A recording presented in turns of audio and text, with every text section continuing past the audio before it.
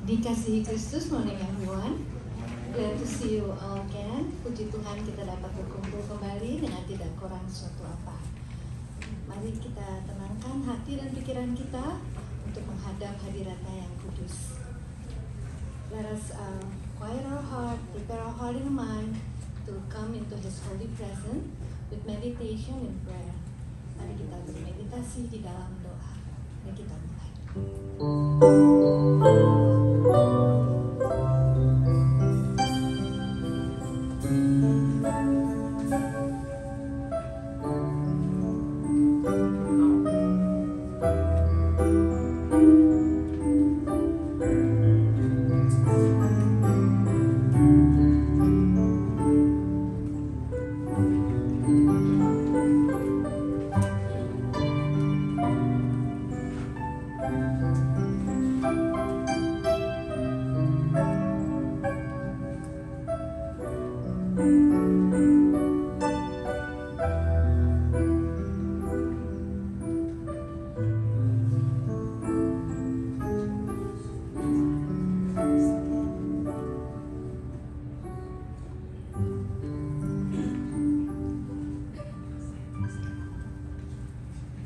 Ayat untuk mengawali ibadah kita pada pagi hari ini diambil dari kitab Mazmur pasalnya yang ke-27 ayatnya yang ke-8.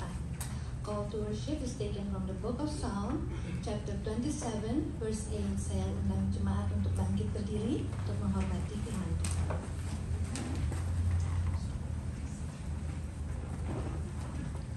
Mazmur 27 ayat yang ke-8 berbunyi demikian. Hatiku mengikuti firman-Mu, carilah wajah-Ku, maka wajah-Mu ku cari ya Tuhan. Mari kita buka ibadah kita dengan pujian syukur, blessed assurance. Mari kita nyanyikan dengan penuh sukacita, karena Dia telah memberikan kita jaminan yang mulia, jaminan kehidupan dan kekal.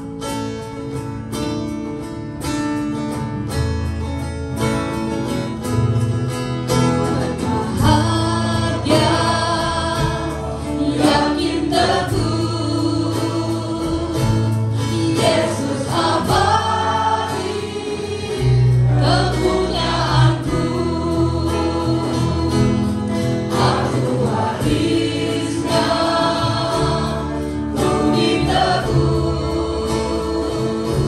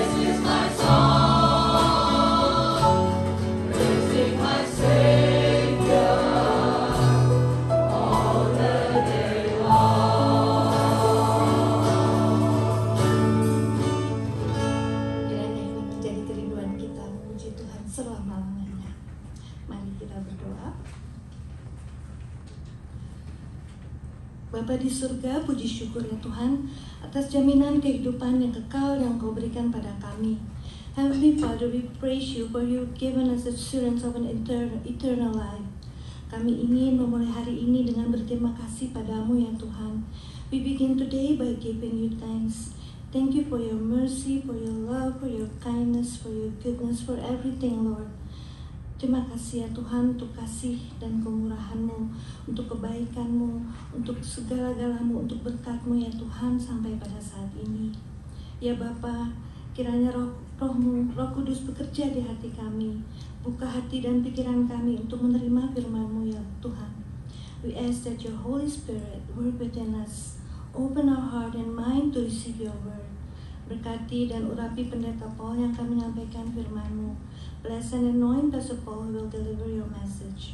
Father God, we lift up our praise and worship into your hand. Bapa, kami serahkan ibadah kami ke dalam tangan-Mu. Kiranya kami dapat selalu memuji-Mu di dalam roh dan kebenaran. May we worship you in spirit and in truth. In Jesus' precious name we pray and give thanks. Di dalam nama Tuhan Yesus kami telah berdoa dan mengucap syukur. Amin. Jemaat saya silakan duduk.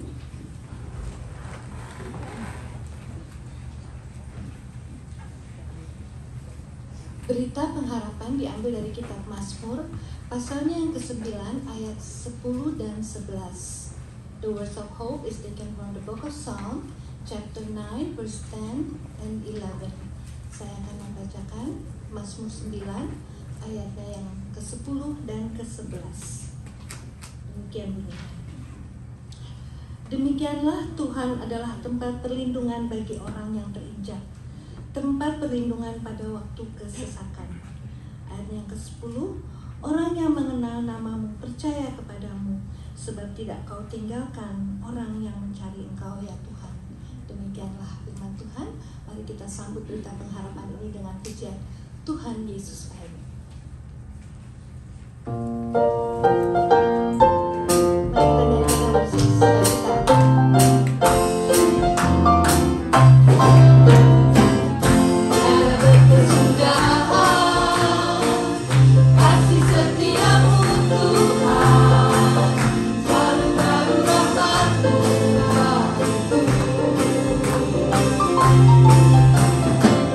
Hari berkati hari, tetap kulihat kasih.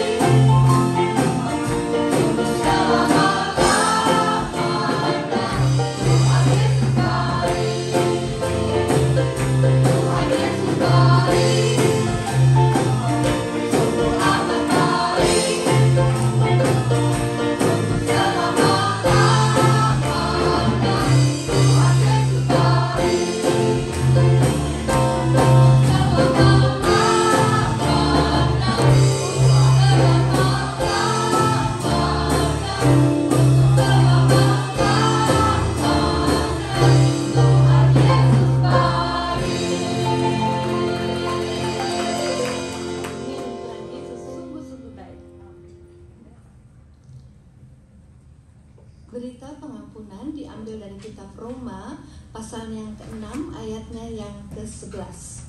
The words of forgiveness is taken from the book of Romans chapter 6 verse 11. Roma 6 ayatnya yang ke-11 berbunyi demikian.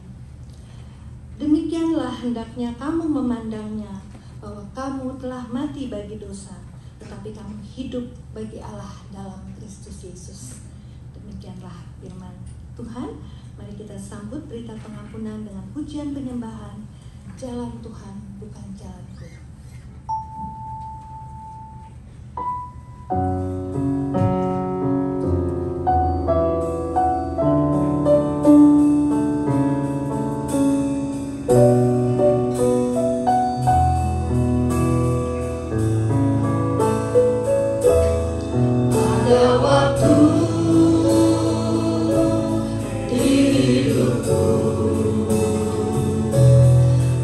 Tuhan.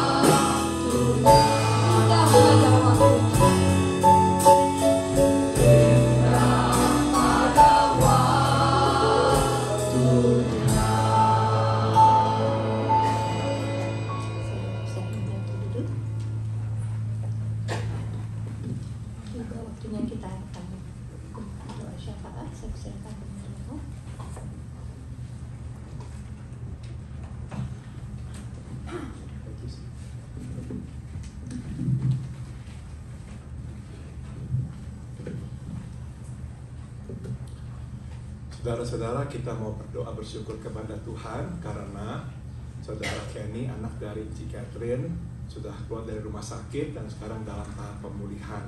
We want to give thanks to the Lord because Kenny, the son of our sister Catherine, was discharged from the hospital and now he is on his way to recovery. Sebelum kita berdoa, marilah kita pujikan nama Yesus. Dan before we pray, let us sing the song, The Name of Jesus.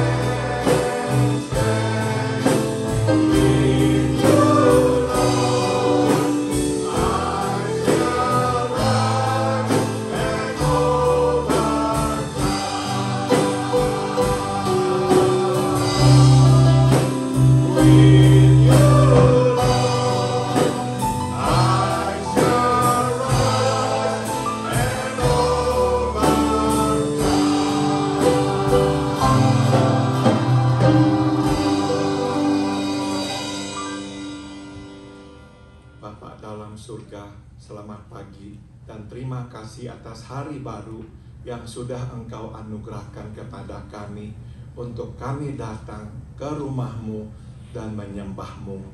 We thank you, Heavenly Father, for this new day that you have given us, for us to come into your house to worship you. Kami berterima kasih kepada-Mu atas pemeliharaan-Mu dalam hidup kami di hari-hari yang lampau. We thank you, Father, for your providence upon our lives in the days past. Kami berterima kasih karena Tuhan menjaga kami, melindungi kami dari bahaya. We give you thanks, Father, for protecting us from dangers. Kami bersyukur kepada-Mu karena Engkau menunjukkan jalan-Mu sehingga kami tidak tersesat. We give you thanks, Father, for showing us the way that we did not go astray. Bapa, kami pun datang kepada-Mu, mengakui kami adalah orang-orang berdosa. Kami sudah tahu kehendak-Mu, tapi kami tidak selalu menaati-Mu. We also come before you to confess that we are sinners. We know what your will was, but we did not always obey you. Kami berdoa, ampuni dosa-dosa kami, basuh kami dengan darah-Mu, dan di hari mendatang biarlah kami hidup seturut dengan kehendak-Mu. So we pray, Father, please forgive us our sins. Please wash us clean with your blood, and may in the days to come we will live in accordance to your will. Kami juga datang bersyukur kepada-Mu karena Saudara Kenny sudah boleh keluar dari rumah sakit Dan sekarang dalam tahap pemulihan, terima kasih Tuhan telah bersamanya dalam masa perawatannya. We also want to give you thanks today, Father, because our brother Kenny has been discharged from the hospital and now he is on his way to recovery. We thank you for being with him during his treatment in the hospital. Dan biarlah Tuhan terus kuatkan sehingga pada akhirnya Kenny dapat berjalan kembali. We pray, may you strengthen him that one day Kenny will be able to walk again. Kami juga naikkan doa buat Om Peter Subadia. Memohon Tuhan menguatkan tubuhnya sehingga dia pun suatu hari kelak bisa bangkit, berdiri dan berjalan lagi. We also pray, Father, for Om Peter Subadia. May you give him strength that one day he'll be able to get up and stand and walk again. Bapa, kami juga naikkan doa buat Andri yang ada di tengah kami. Biarlah tangan-Mu terus menopangnya. Biarlah kekuatan-Mu Engkau anugerahkan kepadanya sehingga akhirnya Andri kembali bisa berjalan. We pray also for our sister Andri who is here with us today. May your hands be upon her. May you strengthen her that she too one day will be able to stand and to walk again. Bapa, kami juga naikkan doa buat saudari Herwi dan Anyau. Biarlah tangan-Mu juga terus menopang mereka dalam masa-masa mereka sakit supaya mereka sembuh kembali. We pray, Father, for our sister Herwi, our brother Anyau. May you also be with them. Give them strength and may you heal them, Father, that they will be healthy again. Kami naikkan juga doa buat pendeta Tony Moniaga. Biarlah tangan-Mu terus juga menopangnya dan memberikan kepadanya kesehatan. We pray for Pastor Tony Moniaga that your hands will continue to uphold him and that you will heal him, Father, that he will be healthy. Kami berdoa juga ya Tuhan buat saudari Stephanie dan Mira. Biarlah Engkau menyertai mereka, memberikan kekuatan kepada mereka supaya mereka tetap sehat. We pray for our sister Stephanie and Mira. May you continue to walk with them, to strengthen them, and to heal them so they will remain healthy. Kami berdoa buat Tante Elvira. Memohon tangan-Mu juga terus menopangnya dan kuasa-Mu turun atasnya, menghilangkan sakit penyakit pada tubuhnya. We remember our sister Tante Elvira. We pray, may your hands be upon her to heal her and may your power be on her too to give her strength and to remove all the illnesses from her body. Bapa, kami juga naikkan doa buat teman-teman kami di Indonesia. Kami berdoa buat Om Hain. Biarlah tangan-Mu juga terus menopang, menjaganya, memberikan kepadanya juga kekuatan dan penghiburan. Now we want to pray, Father, for our brothers and sisters who are in Indonesia. We pray, Father, for Om Hain. May your hands be with him. May you uphold him, protect him from any dangers. May you continue to keep him strong and healthy, and may you always comfort him. Kami juga berdoa ya Bapak buat Tante Tina, buat Om Arif, Tante Betsy, buat Kak Indra. Biarlah Engkau bersama dengan mereka semua, menjaga mereka. We pray, Father, for Om Arif, Tante Betsy, for Tante Tina, and for Kak Indra. May you be with them as well. May you protect them. May you keep them safe and healthy in you. Bapak, kami juga berdoa buat tetangga kami Norma. Biarlah tangan-Mu juga terus menopangnya. Dan biarlah kekuatan-Mu ada atasnya. Sehingga Norma tetap sehat. We pray, Father, for our neighbor Norma. May your hands be with her. Strengthen her, uphold her. And may you continue to heal her that she will be healthy. Bapak, kami juga berdoa buat Om Arthur, buat Pak Gustaf. Berilah kepada mereka kekuatan menjalani perawatan minggu demi minggu. We pray for Om Arthur, Lord, for Pak Gustaf who have to go through treatment week after week. May you also strengthen them. Kami berdoa juga buat Benita. Biarlah tangan-Mu terus bersamanya. Sementara dia menjalani perawatan, Biarlah efek-efek sampingan Tuhan hilangkan, supaya Benita tetap kuat. We pray for our sister Benita, Lord, who is still going through treatment. And we pray, may your hands remove all the unwanted side effects, that she will be able, Lord, to go through this treatment successfully and be healthy again. Bapa dalam surga, kami berdoa juga bagi saudara-saudara kami yang tak dapat hadir, seperti Om Kiat, Om Andi. Biarlah Tuhan tengok mereka, hibur mereka dalam kesendirian dan kesedihan mereka. We pray, Father, for Om Andi, for Om Kiat. They are alone, Father, but may they know that they're not alone because you are with them. May you comfort them to get through the day, every day, Lord, because it's been difficult. Bapa, kami naikkan doa pula memohon, bukalah hati kami, supaya kami menerima firman-Mu. And now we pray, Father, please open our hearts that we may receive your word. Dalam nama Tuhan Yesus Kristus, kami berdoa in the name of Jesus, our Lord and our God, we all pray. Amen. Saudara-saudara sekalian, marilah kita membuka dari kitab Kisah Para Rasul. Will you please turn your Bible to the book of Acts, chapter 26. Kisah Para Rasul pasal 26.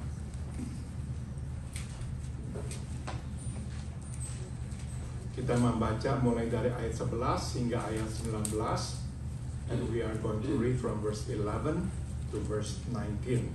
Kisah Para Rasul pasal 26. The book of Acts, chapter 26. Ayat 11 hingga ayat 19. Will you please stand for the reading of the scripture? Mohon berdiri untuk pembacaan firman Tuhan. Saya membaca ayat 11, saudara menanggapi dengan membaca ayat 12, begitu seterusnya. I will read verse 11 and you will respond by reading verse 12 and so forth. Ayat 11, dalam rumah-rumah ibadat aku sering menyiksa mereka dan memaksanya untuk menyangkal imannya, dan dalam amarah yang meluap-luap aku mengejar mereka bahkan sampai ke kota-kota asing. Dan dalam keadaan demikian, ketika aku dengan kuasa penuh dan tugas dari imam-imam kepala sedang dalam perjalanan ke Damsyik.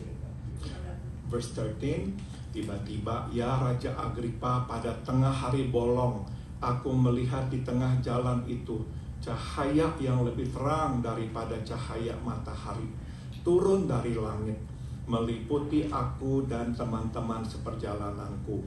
Kami semua rebah ke tanah, dan aku mendengar suatu suara yang mengatakan kepadaku dalam bahasa Ibrani, Saulus, Saulus, mengapa engkau menganiaya aku? Sukar bagiku mendengar kata-kata. Verse 15, tapi aku menjawab, siapa engkau Tuhan? Kata Tuhan, akulah Yesus yang kau aniaya itu. Tetapi sekarang bangunlah dan berdirilah, aku menampakkan diri padamu untuk mengatakan engkau menjadi pelayan dan saksi tentang segala sesuatu yang telah kulihat daripadamu, dan tentang apa yang akan kuperlihatkan kepadamu nanti. Verse 17, aku akan mengasingkan engkau dari bangsa ini dan dari bangsa-bangsa lain, dan aku akan mengutus engkau kepada mereka. Untuk membukakan mereka supaya mereka berbalik dari kegelapan kepada kebenaran dan dari dosa iblis kepada Allah, supaya mereka lebih iman kepada publik bahwa kami dan bagian apa yang dikatakan orang-orang yang berdosa. Verse 19 together. Sebab itu ya Raja Agripa, kepada penglihatan yang dari surga itu tidak pernah aku lihat. Silakan duduk, you may be seated. Tema khotbah pada pagi hari ini adalah bagaimanakah mereka dapat tahu bahwa Allah mengasihi mereka. The theme of today's message is, how can they know that God loves them? Saudara, pengajaran utama kekristenan adalah kasih, dan karakteristik utama orang Kristen adalah kasih. The main teaching of Christianity is love. And the chief characteristic of Christians is love. Sebagaimana dikatakan oleh Tuhan kita Yesus di Injil Yohanes pasal 13 ayat 34 dan 35. Ini nggak bisa muter nih ya. Nggak bisa change the slide.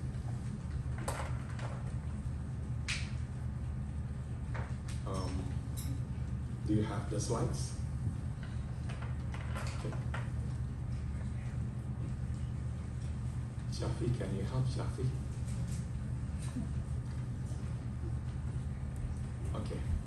Oke, udah. Begitu Shafi jalan, langsung jalan itu.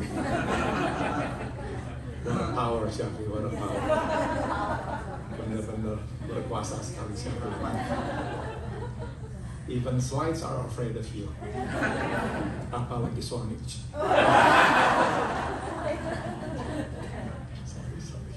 Oke, mari kita sambung lagi ya.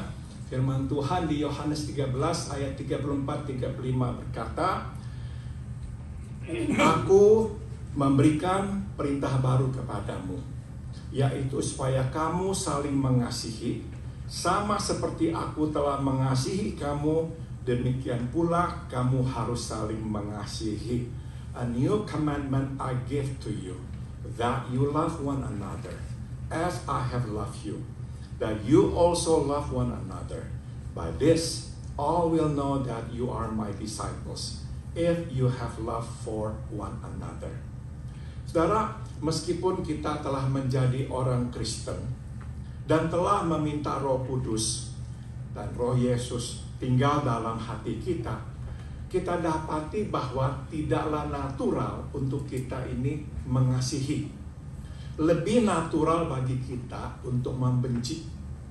Even though we have become Christian and ask the Spirit of Jesus to dwell in our hearts, we still find it that it is not natural to love.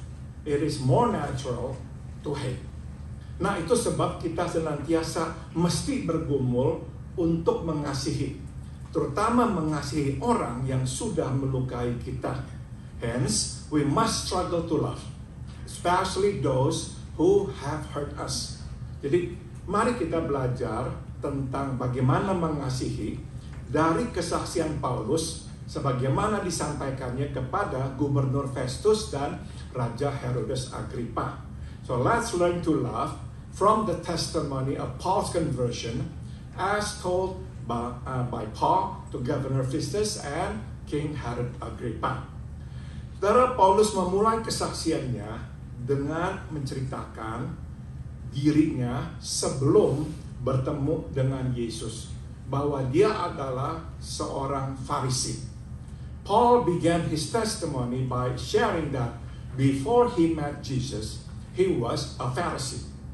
Dengan patuh dia mengikuti pengajaran dan perintah Allah sebagaimana ditulis di dalam buku-buku atau kitab-kitab Perjanjian Lama.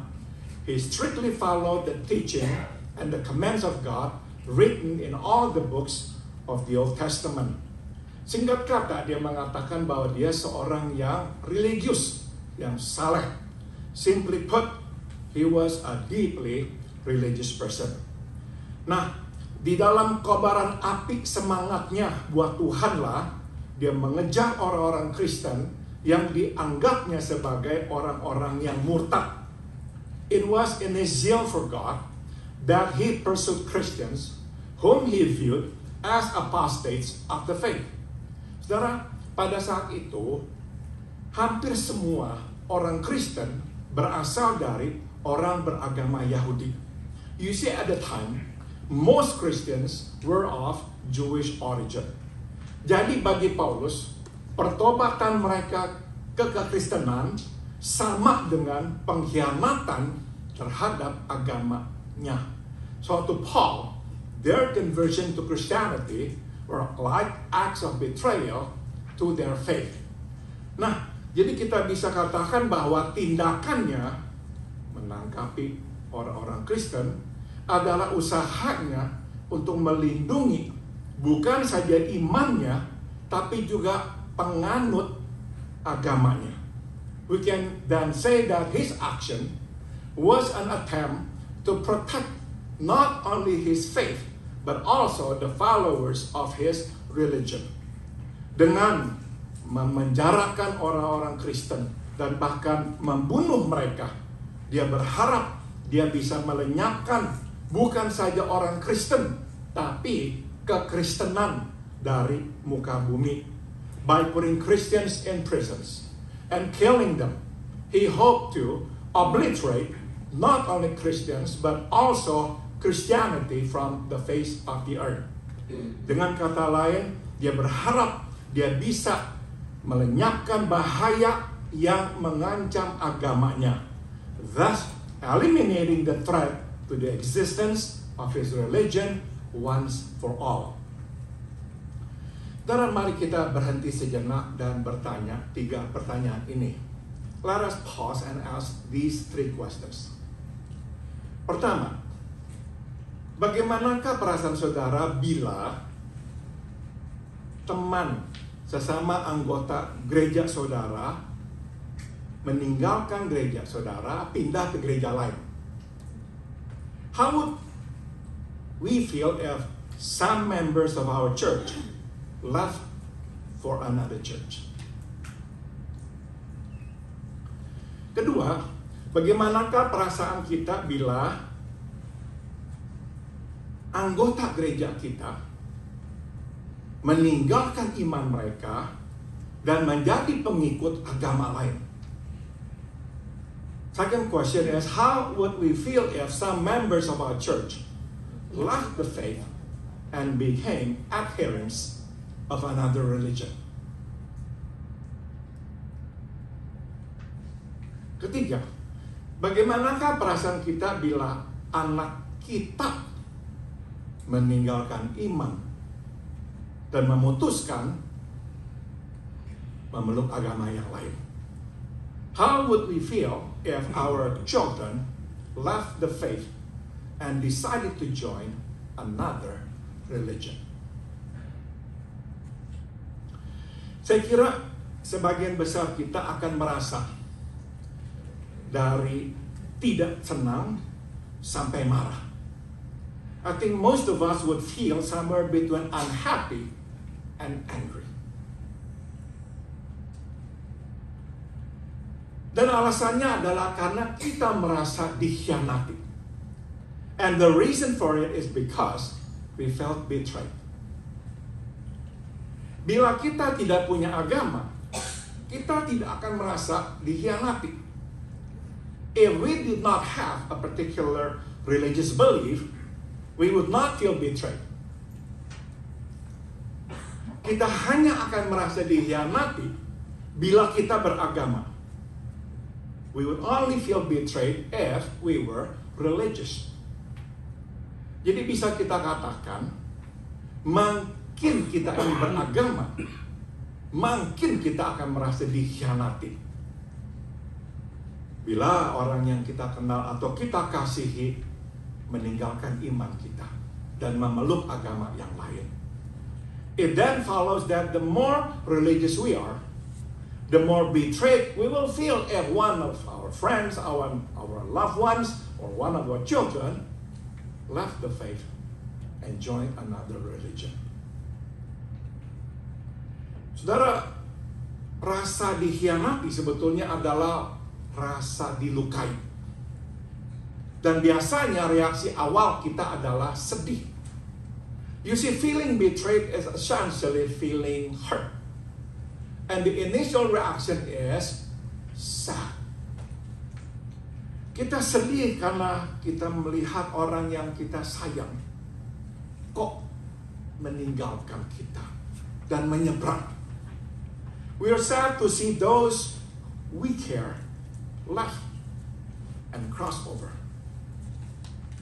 Namun pada akhirnya melewati waktu, perasaan sedih ini berubah menjadi marah. Dan rasanya bukannya marah tapi ngamuk. However, over time feeling of sadness typically turns into anger and sometimes rage. Tidak saja kita merasa sedih, karena terlukai, kita juga merasa marah. Ada orang yang membuat kita terluka itu. Not only do we feel sad of being hurt, but we also feel angry at those who cause us to hurt. Jadi dapat kita katakan makin beragama kita ini, maka akan makin marah kita bila kita melihat orang yang kita kenal berbalik dan memeluk agama lain. So we can then say that the more religious we are, the angrier we might become when we see people that we know turn away and embrace other religion. Akhirnya saudara, kemarahan ini berubah menjadi kebencian. In the end, this anger will not only evolve into rage, but also hatred. Kita benci orang yang berbalik, mengkhianati iman kita. Dan kita membenci agama yang, dalam tanda kutip, mencuri orang-orang kita. We hate those who betrayed our faith, and we hate the religion that, quote, stole, unquote, our people. Saudara, saya mengatakan semua ini bukan saja untuk menolong kita mengerti perasaan Paulus sebagai seorang Farisi, tapi terlebih penting lagi adalah untuk kita memetik sebuah pelajaran. I'm telling you this not only to help us gain a greater understanding to what Paul felt as a Pharisee, but also more importantly to glean a lesson. Saudara, dan pelajarannya bukanlah lebih baik tidak beragama supaya tidak usah merasa dikhianati dan supaya kita bisa hidup damai dengan semua orang. And the lesson is not, let's not have a religion of our own so we won't feel betrayed and so we can live in peace with one another. Itu bukan pelajaran, itu adalah pelarian. No, that's not a lesson, that's a cop-out. Saudara, ada orang yang memilih hidup seperti ini. But there are those who choose to live like this. Mereka tidak beragama sebab mereka beranggapan agama itu buruk. Agama memisahkan orang. Dan agama menciptakan konflik. They don't have religion because they think religion is bad. It drives people away from one another and it creates conflict. Jadi mereka menciptakan agama mereka sendiri, yaitu urus urusanmu sendiri dan aku akan urus urusanku sendiri. So they create their own religion, which is mind your own business and I will mind my own business. Atau agamanya yang lain adalah buat baiklah kepada satu sama lain. Or, this is another one of their religion, just do good to one another. Saudara, dengan tidak punya agama, sebetulnya mereka menciptakan agama, dan sebetulnya mereka juga berkata, agama tidak penting. By having no religion, they create their own religion. And by doing that, they actually regard religion as being unimportant. Sebab in the end, karena pada akhirnya agama itu tuh hanya mengerucut menjadi urus urusanmu, aku urus urusanku, berbuat baiklah satu sama yang lain. So simple, so meaningless. Jadi saudara, waktu orang berkata, yang penting adalah aku urus urusan diriku, kamu urus urusanmu sendiri, atau berbuat baiklah satu sama lain, udah titik. Agama menjadi begitu sederhana, dengan kata lain, agama menjadi tidak penting. Saudara, agama adalah hal yang paling penting dalam hidup ini. Religion is the most important thing in life. Agama memberikan kepada kita kompas moral untuk hidup. Religion gives us a moral compass to live. Dan agama memberikan kepada kita lensa untuk kita melihat hidup secara bermakna. And religion provides us with a lens through which we see life in a meaningful way. Terlebih penting lagi adalah bahwa agama menempatkan hidup di perspektif yang benar.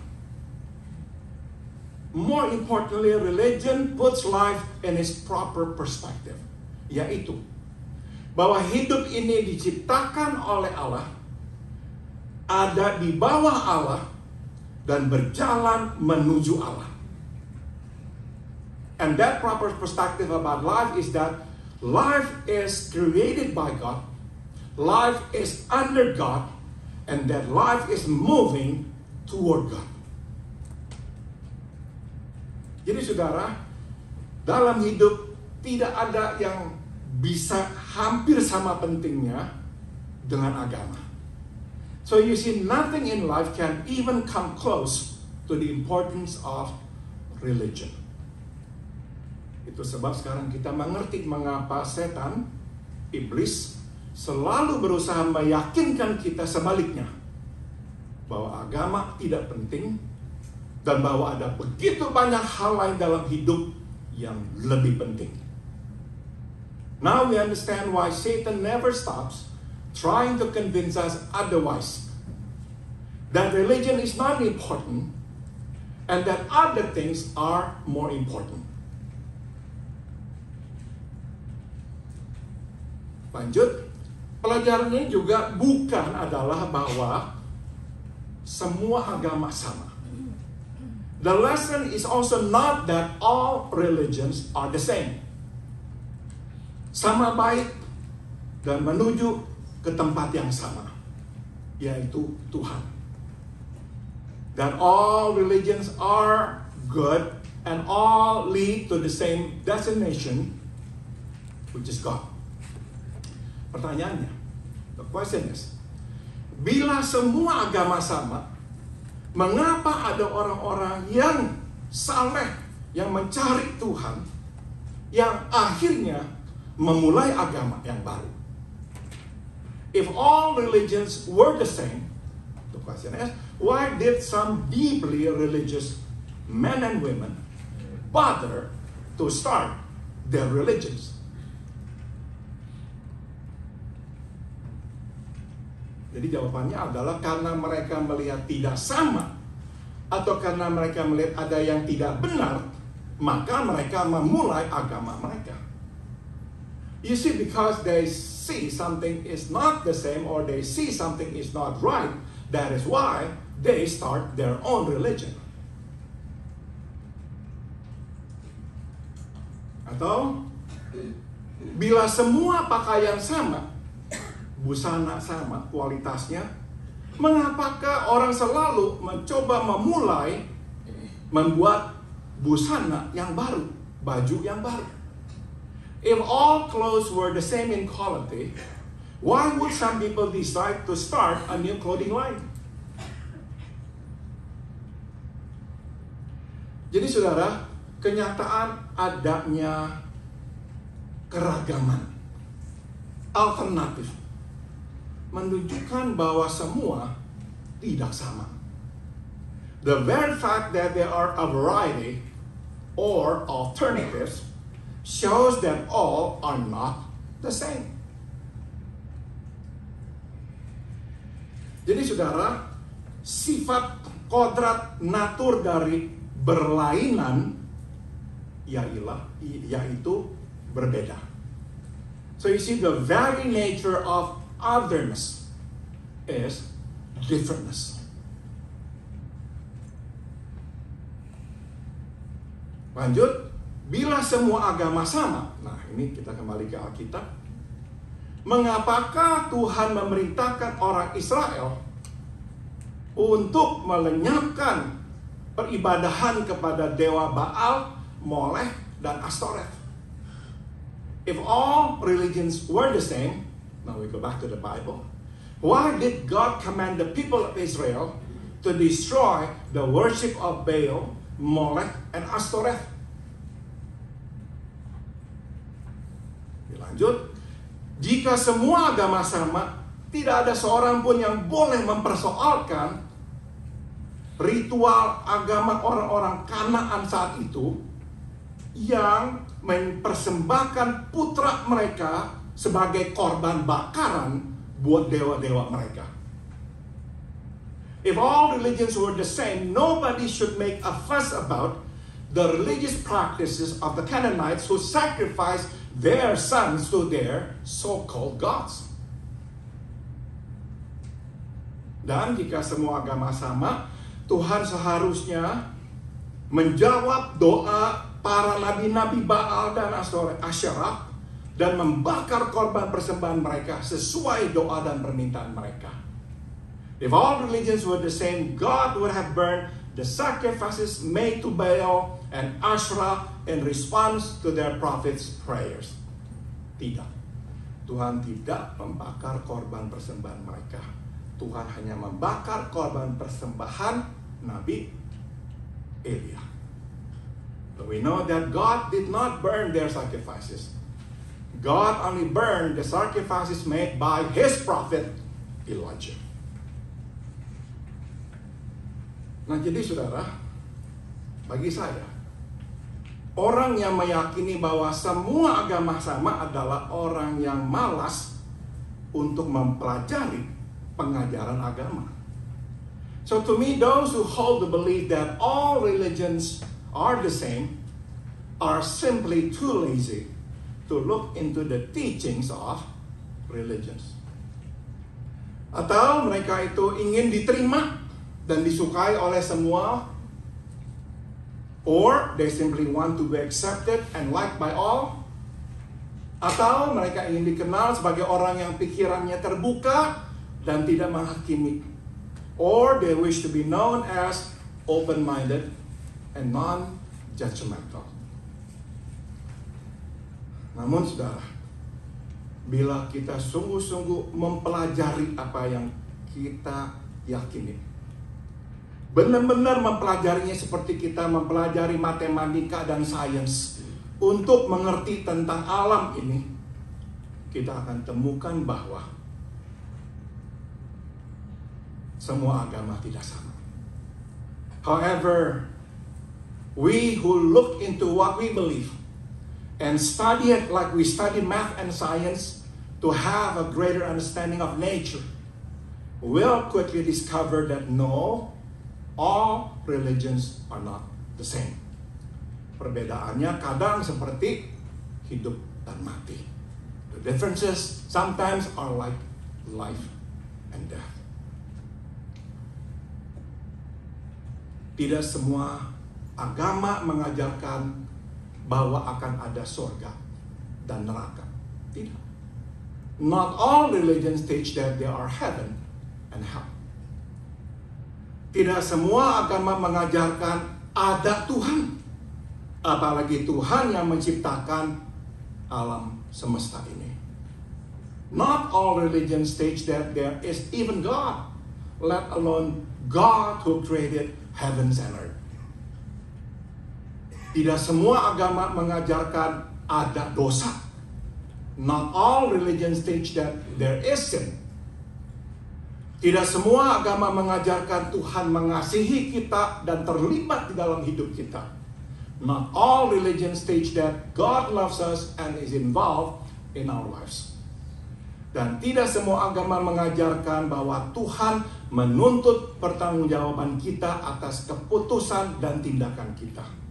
And not all religions teach that God will hold us accountable for our choices and actions. Dan tidak semua agama mengajarkan bahwa surga adalah tempat yang kudus, bukan tempat untuk pemuasan daging. And not all religions teach that heaven is a holy place and not a place for fleshly indulgence. Terakhir, saudara, Bila semua agama sama, mengapakah Yesus mengutus Paulus menjalankan misi untuk membuka mata mereka supaya mereka berbalik dari kegelapan kepada terang dan dari kuasa iblis kepada Allah, supaya mereka oleh iman mereka kepadaku memperoleh pengampunan dosa dan mendapat bagian dalam apa yang ditentukan untuk orang-orang yang dikuduskan. If all religions were the same, why would Jesus send Paul on a mission to open their eyes in order to turn them from darkness to light and from the power of Satan to God, that they may receive forgiveness of sins and an inheritance among those who are sanctified by faith in me? Darah kenyataan bahwa akan ada orang yang dari latar belakang kepercayaan yang lain nanti ada di dalam kerajaan Allah, tidak berarti bahwa semua agama sama dan bahwa Yesus bukanlah jalan, kebenaran, dan hidup. The fact that there will be people of different faiths in the kingdom of God does not mean that all religions are the same, and that Jesus is not the way, the truth, and the life. Kenyataan bahwa nanti dalam kerajaan Allah akan ada orang yang berlatar belakang iman yang berbeda dari kita, menunjukkan bahwa Allah adalah Allah yang penuh kasih karunia dan kemurahan, sehingga Dia kadang mengizinkan perkecualian. The fact that there will be people of different faiths in the kingdom of God simply shows that God is so full of grace and mercy that He allows exception. Exception only.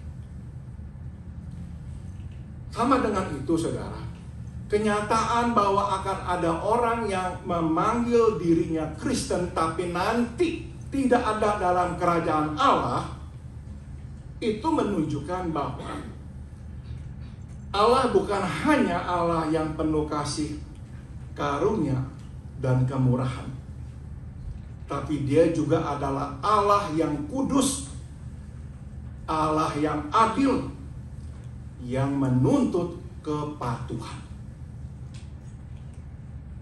Similarly, the fact that there will be those who call themselves Christians but do not belong in the kingdom of God shows that He's not only the God of grace and mercy, but He's also the holy God of justice who demands full obedience. Jadi inilah pelajaran yang dapat kita petik dari kobaran semangat Paulus dan juga kebenciannya terhadap orang-orang Kristen. So here's the lesson that we can glean from Paul's zeal and his consequent rage toward Christians. Agama sejati, agama yang benar, seharusnya memperdalam iman kita pada Allah dan memperkuat kasih kita kepada satu sama lain. True religion should deepen our faith in God and strengthen our love toward one another. Sebagaimana dikatakan oleh Paulus di Galatia 5 ayat 6. As Paul says in Galatians 5 verse 6. Satu-satunya yang penting adalah iman menyatakan dirinya melalui kasih. The only thing that counts is that faith expressing itself through love. Saudara, agama yang benar, sejati, seharusnya memperdalam iman kita pada Allah. Bukan saja bahwa Dia Allah yang menguasai hidup ini, Dan bahwa dalam pemeliharaannya semua akan bekerja sama untuk kebaikan. Tapi bahwa Dia juga menguasai agama kita, kepercayaan kita, dan iman kepercayaan orang-orang yang kita kasihi. True religion should deepen our faith in God.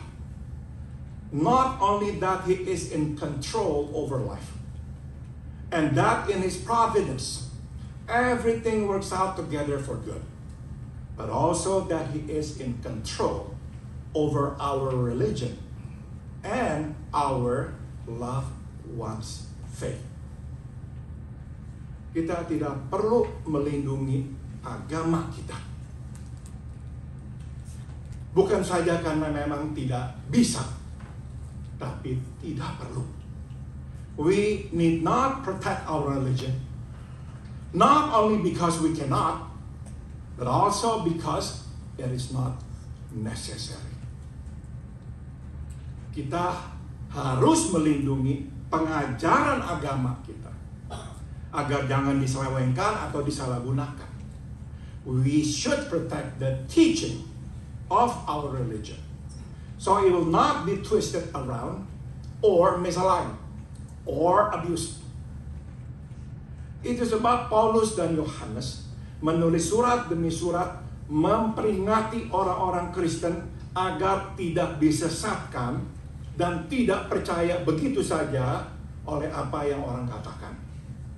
And that's the reason Paul and John wrote letter after letter warning early Christians not to be led astray and not to believe whatever people said. Tapi saudara lihat, mereka tidak menulis surat-surat itu untuk melindungi iman Kristen. But you see, they wrote these letters not to protect Christian faith. Mereka tahu mereka tidak dapat, dan mereka tahu mereka tidak perlu melakukannya.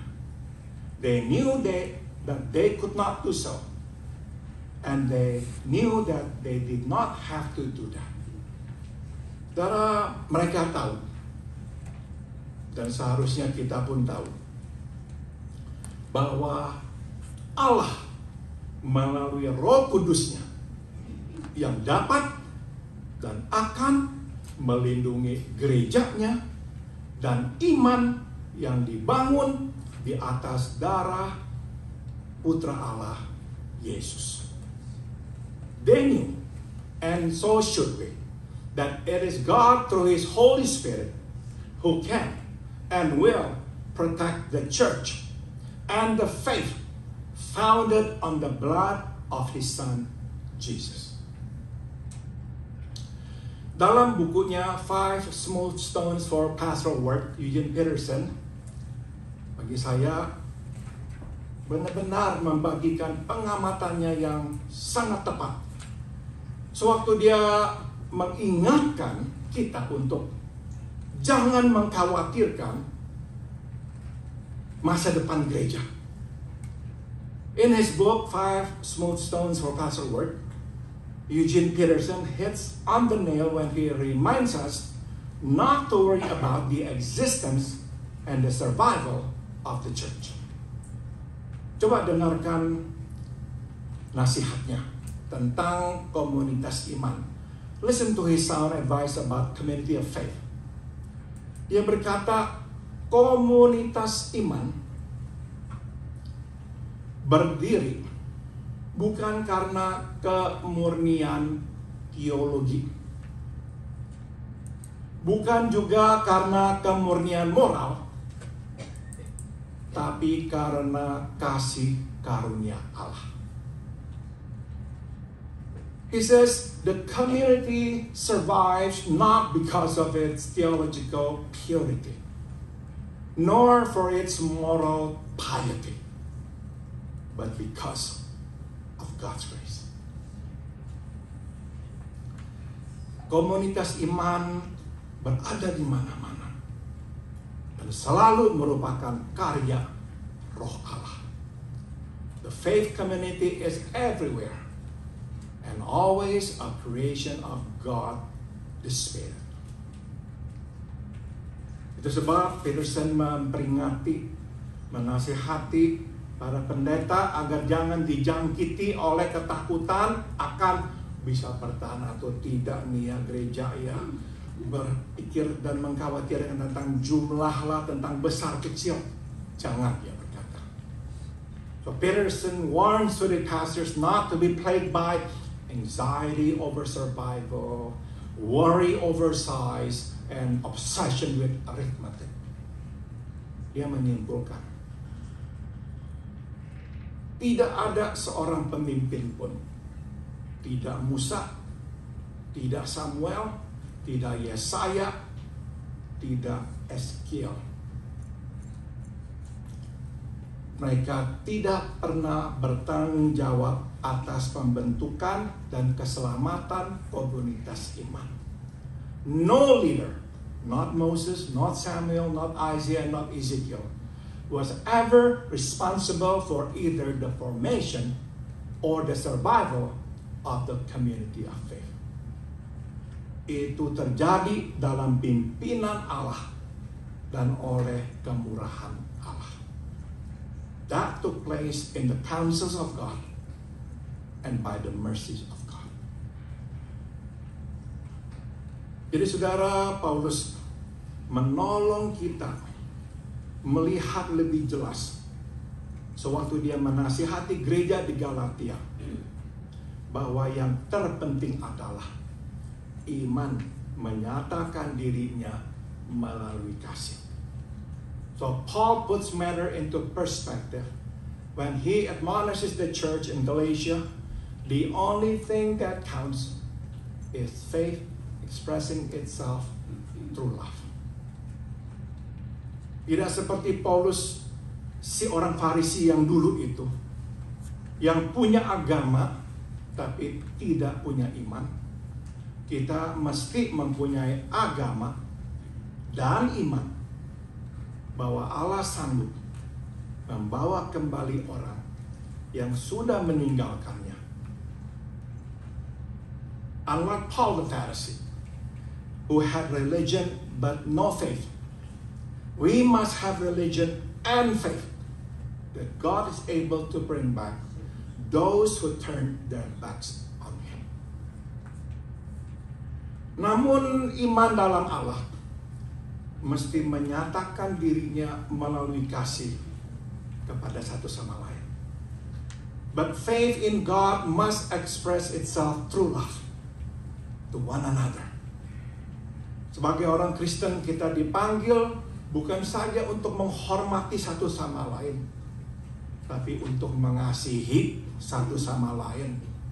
Bahkan mengasihi orang yang berbeda dari kita, dan bahkan mengasihi orang yang mengkhianati imannya. As Christians, we are called not only to respect one another, but also to love one another, even those who differ from us, and even those who have betrayed our faith. Jadi, jika Yesus Putra Allah datang kepada milik kepunyaannya, meski mereka tidak menerimanya, maka kita pun harus datang kepada milik kepunyaan kita. Teman-teman kita, keluarga kita, anggota gereja kita, meskipun mereka tidak menerima kita, maksudnya iman kita, dan mereka telah menolak imannya.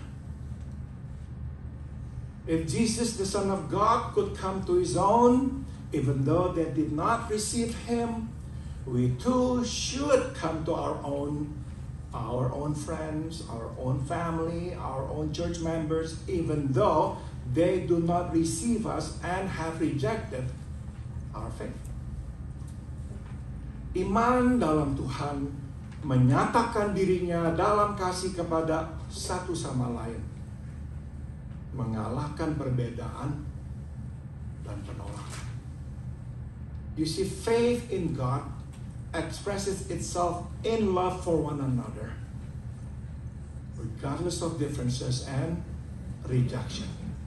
Dan inilah yang Paulus pelajari sesudah ia berjumpa dengan Yesus. And this was something that Paul learned after he met Jesus in person. Saudara, untuk mengakhiri saya ingin meninggalkan saudara dengan perenungan ini. To conclude, let me leave you with this thought. Sebagai tanggapan terhadap kesaksian Paulus, Raja Agripa berkata demikian. Apakah kamu pikir dalam waktu singkat engkau dapat membujuk aku untuk menjadi orang Kristen? In response to Paul's testimony, Agrippa said, "Do you think that in such a short time you can persuade me to be a Christian?" Paulus menjawab, to which Paul replied, "Singkat atau lama, aku berdoa kepada Tuhan. Bukan saja engkau, tapi semua yang mendengarkan aku hari ini akan menjadi seperti aku. Kecuali ya rantai ini." "Short time or long," Paul answered, "I pray to God that not only you, but all who are listening to me today may become what I am, except for this change." Paulus rindu agar semua orang menjadi pengikut Kristus. Paul wished with all his heart that all would be followers of Christ. Kita juga mesti mempunyai kerinduan yang sama. We should have the same intense wish. Tapi sama seperti Paulus, yang mendorong kerinduan ini adalah kasih, bukan kemarahan. But like Paul, we should drive this wish with love, not with anger. Saudara, pendeta Billy Graham dikenal sebagai pendeta yang memulai gerakan Injili di Amerika. Billy Graham is known to be the man who ushered in Christianity at the time of evangelicalism. Saudara, intinya adalah ini, saudara. Dia berkata, kenapa kok kita ini kalau datang ke orang mau membagikan iman kita, seperti kita datang dengan pentungan, siap memukuli orang yang beda sama kita. He basically asked this simple question: why do we come to people when we want to share our faith, tell them about Jesus, as if we come to them with a stick, as if we are ready to beat them up for being so different, for being sinners and whatnot. Dia berkata, datanglah kepada orang dengan kasih. So he said, come to people in love. In love. Dan kita tahu dia menghidupi apa yang dia katakan. We know that Billy Graham walked the talk. Semua khotbahnya tidak ada tongkat, hanya ada Alkitab. In all his sermons, you will see no stick. You will only see a Bible. Dan dalam semua khotbahnya, kita akan tidak temukan kemarahan. Kita hanya akan rasakan kasih. And in all his messages, we will find what? Not anger, but love. Jadi saudara, ini yang seharusnya menjadi motor penginjilan.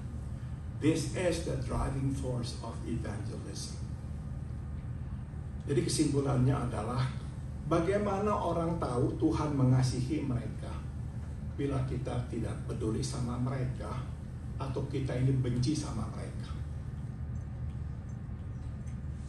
Let me leave you with this very simple question. How can they know that God loves them if we don't care about them or hate them?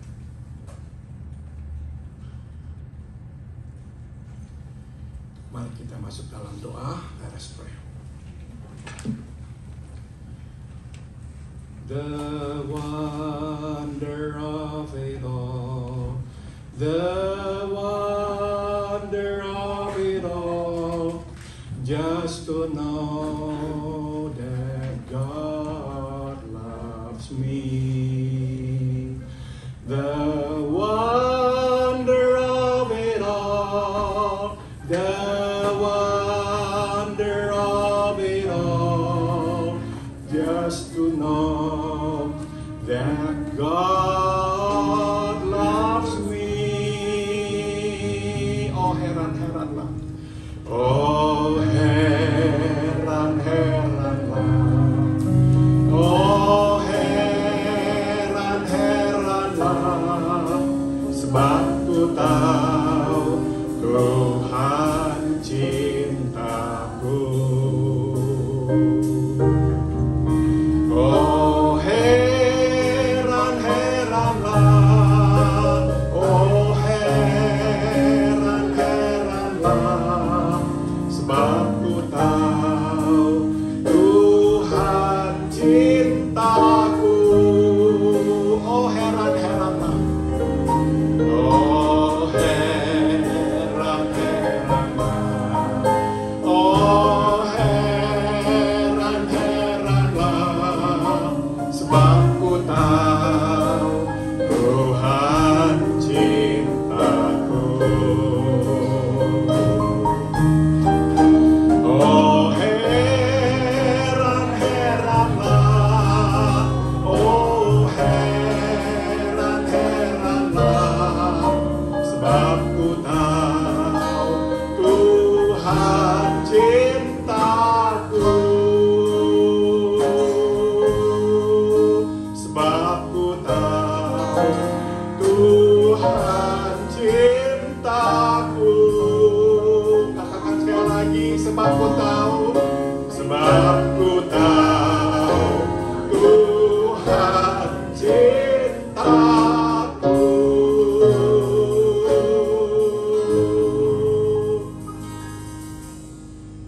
Tak akan kami bisa mengerti mengapa Engkau mengasihi kami. We shall never comprehend, Lord, why you love us. Why you love us. Kami hanya bisa menunduk dan berkata, terima kasih. We can only bow our heads and say to you, thank you. Dalam nama Tuhan Yesus kami berdoa. In the name of Jesus we all pray. Amen.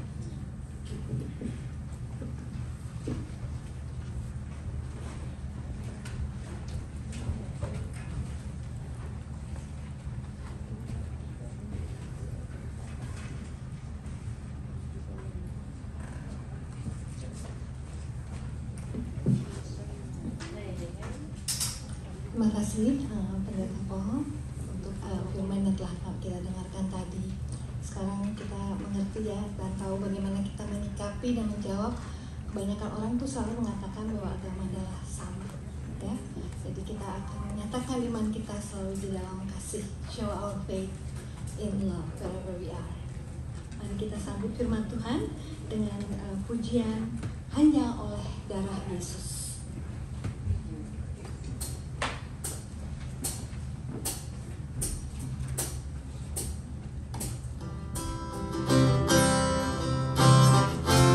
Jemaat seperti berdiri.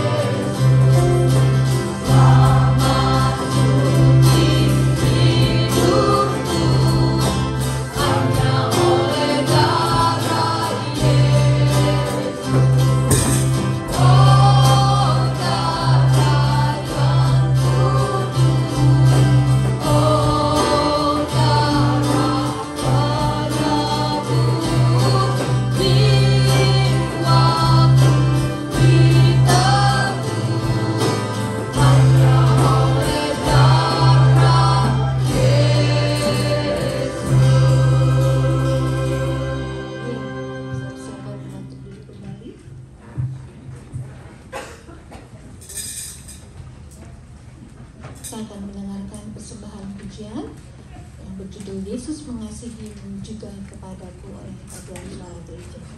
Silakan.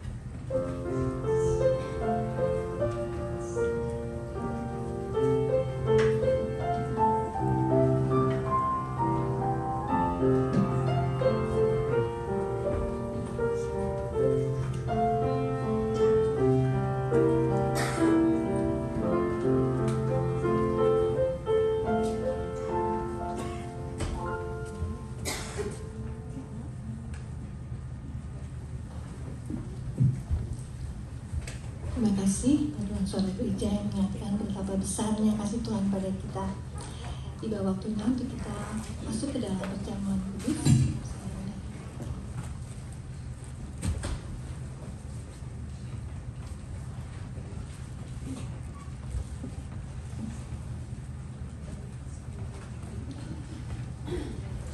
Saya minta kesediaan para diakon untuk maju ke muka. I'd like to ask all the deacons to come up, please.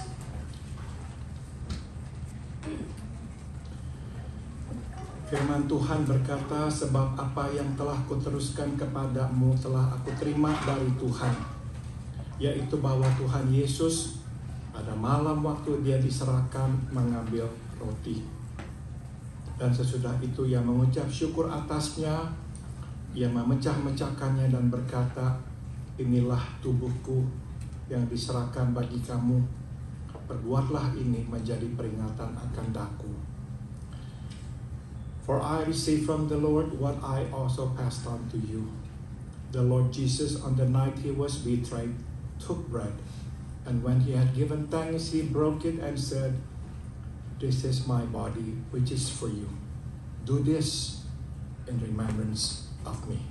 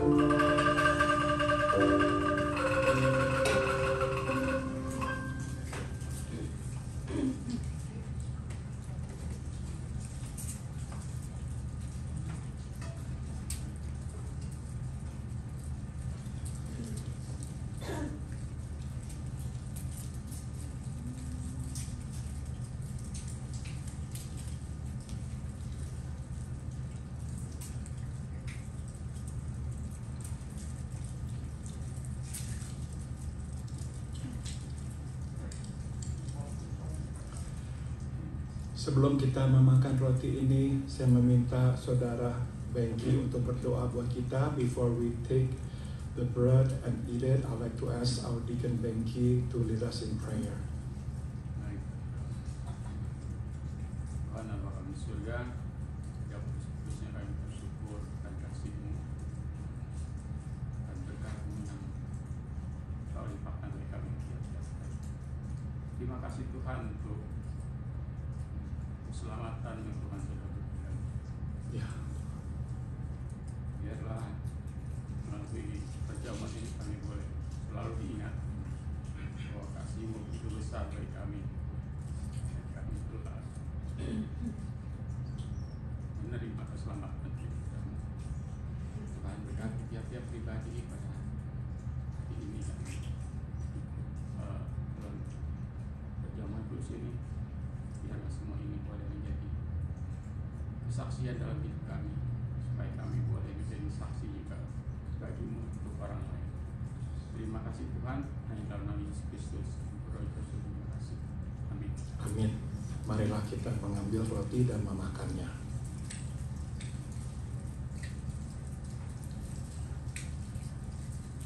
Demikian juga ia mengambil cawan sesudah makan lalu berkata, cawan ini adalah perjanjian baru yang dimeteraikan oleh darahku. Perbuatlah ini setiap kali kamu meminumnya menjadi peringatan akan daku. In the same way after supper he took the cup saying, this cup is the new covenant in my blood. Do this whenever you drink it in remembrance of me. Sebelum kita meminumnya, saya minta kesediaan Diakon Syafi untuk berdoa buat kita. Mana Bapa kami datang di dalam kerajaan surga. Terima kasih Tuhan karena Kau telah mengizinkan kami semua berada di rumah-Mu yang kudus ini untuk menerima perjamuan kudus ini. Tuhan, kami tidak layak menerima ini semua. Karena kami adalah anak-anak yang berdosa, Tuhan. Tapi Kau selalu mengingatkan kami bahwa Kau rela mati untuk kami semua. Kau rela memberikan tubuh dan darahnya di kayu salib, Tuhan. Biarlah Tuhan kami boleh menerima kasih-Mu, Tuhan. Dan kiranya kami boleh keluar menjangkau jiwa-jiwa orang yang belum percaya. Terima kasih Tuhan atas berkat-Mu yang begitu besar pada kami. Hanya di dalam nama Yesus Kristus kami berdoa. Amin. Mari kita meminumnya.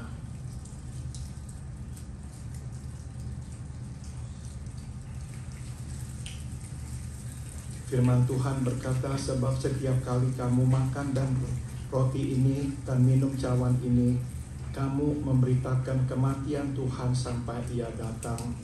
For whenever you eat this bread and drink this cup, you proclaim the Lord's death until He comes. Mari kita berdoa. Let us pray. Bapa dalam surga, Engkau mengutus putra-Mu Yesus ke dunia untuk mati bagi dosa kami. Our Heavenly Father, you sent your Son Jesus to the world to die for our sin.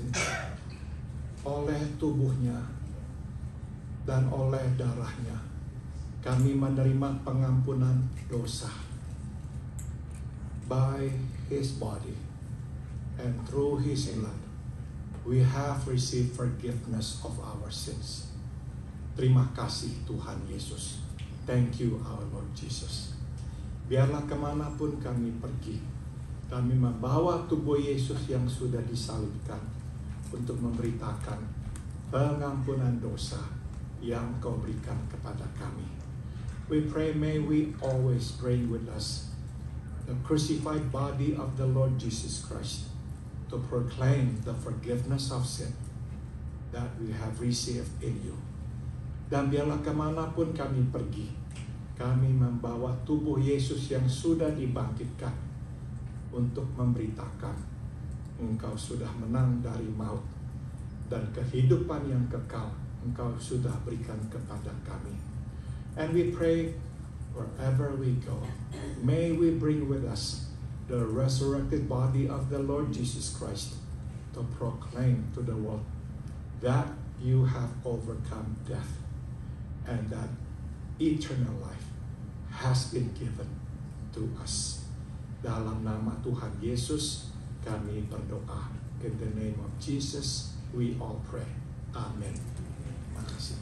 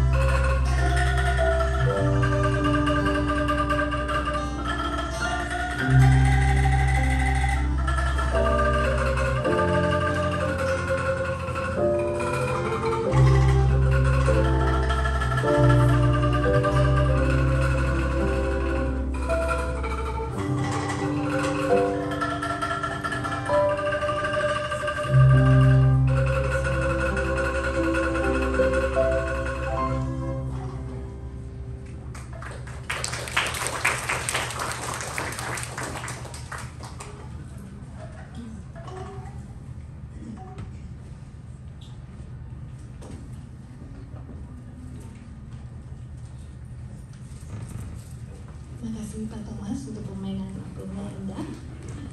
Tiba waktunya untuk kita memberikan persembahan syukur. Saya undang Asyur untuk maju ke depan.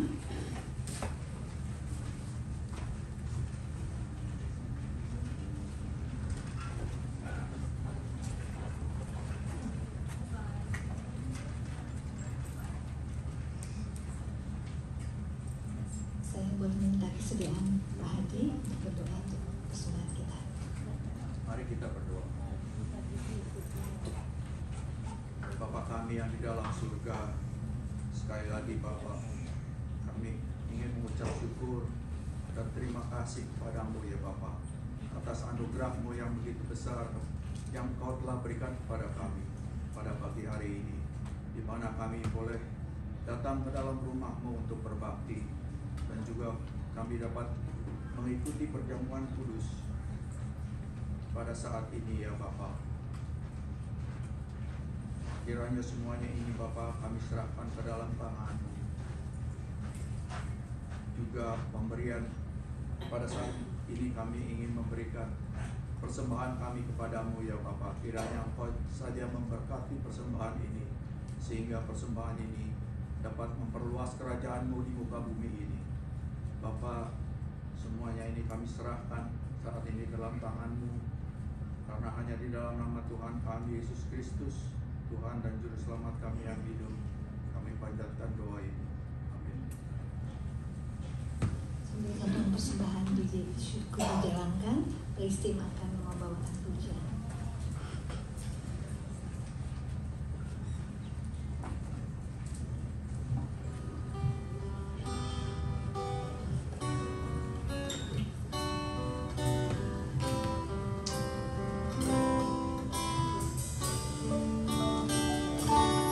Ku berikan mulia dan hormat, ku angkat suara pujian, ku agungkan namamu, ku beri kemuliaan dan hormat, ku angkat suara pujian, ku agungkan namamu, sebab kau besar, perbuatanmu ajaib, tiada seperti Engkau, tiada seperti Engkau, sebab kau besar, perbuatanmu ajaib, tiada seperti Engkau, tiada seperti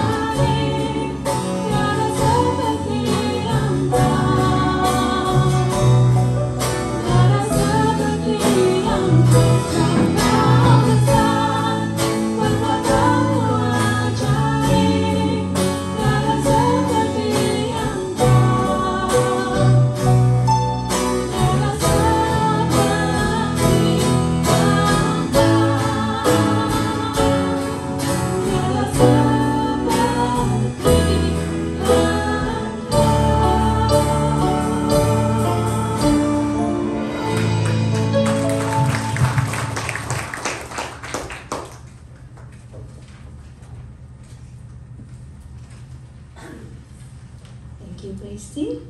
Kita akan akhiri ibadah kita dengan pujian penyerahan Jalan Bersama Dia. Walking with Jesus will give you joy and peace of mind. Mari kita bangkit berdiri, kita puji Dia dengan penuh sukacita. Jalan bersama Dia. Selalu manusia.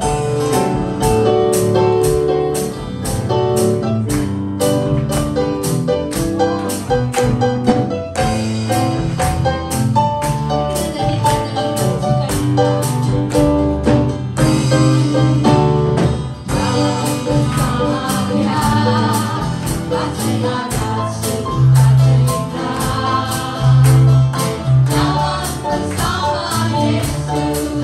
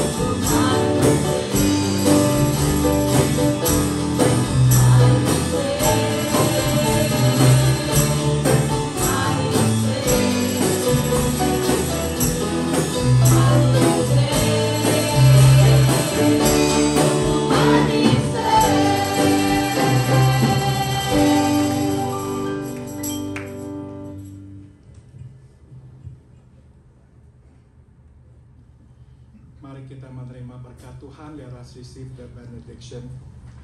Biarlah kasih karunia dari Tuhan kita Yesus Kristus, may the grace of our Lord Jesus Christ, biarlah kasih tak berkesudahan dari Allah Bapa, may the unceasing love of God the Father, dan biarlah persekutuan serta kekuatan dari Roh-Nya yang kudus beserta dengan kita sekalian.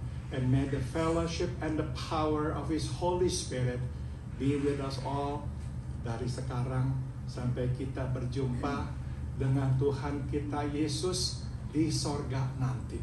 From now on, until we see Him face to face in heavens above. Amin. Amin.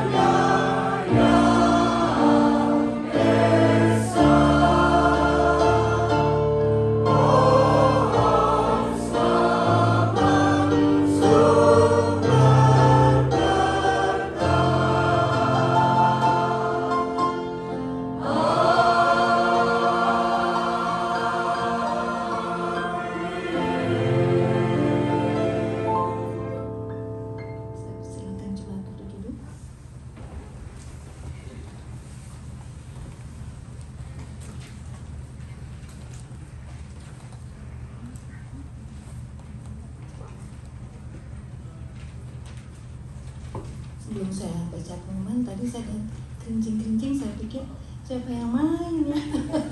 Kita latihan nggak ada, rupanya pendeta kita.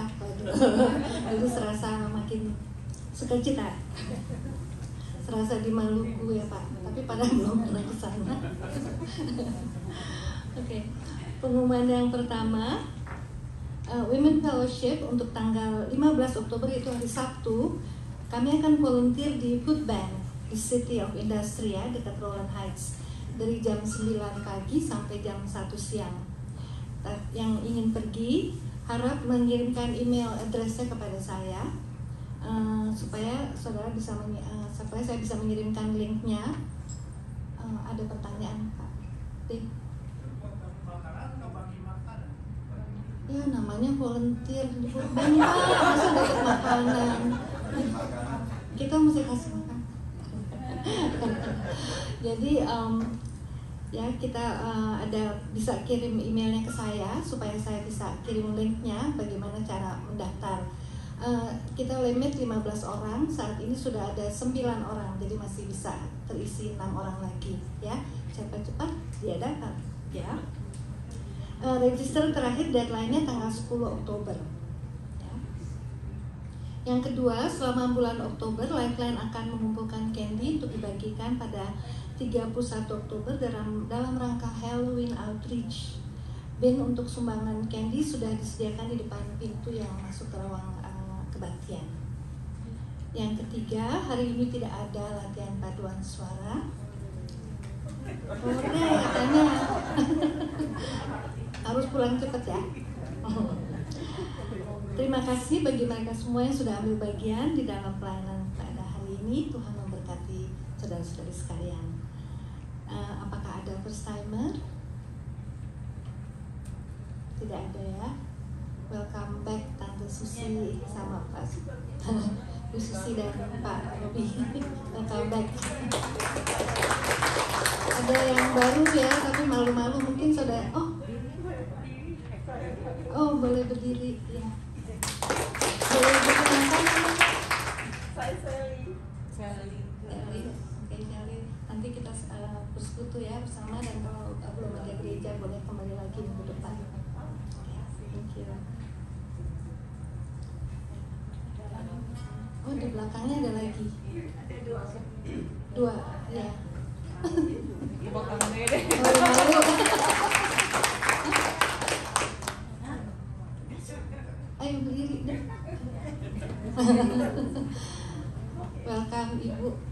Ibu.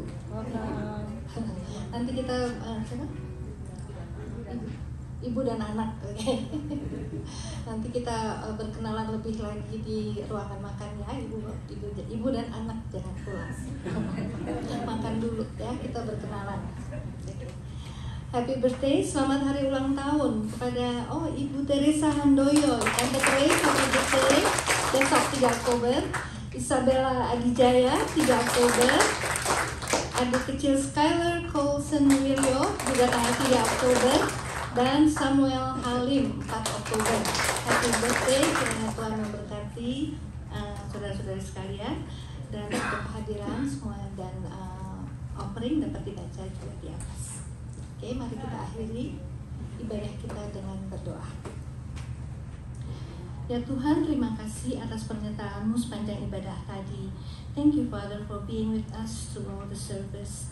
Terima kasih atas firman-Mu. Thank you for your word. Kiranya kami dapat selalu menyatakan iman kami di dalam kasih dimanapun kami berada. May we always show our faith and love wherever we are, Lord. Bapa, sebentar nanti juga kami akan bersekutu bersama, makan siang bersama.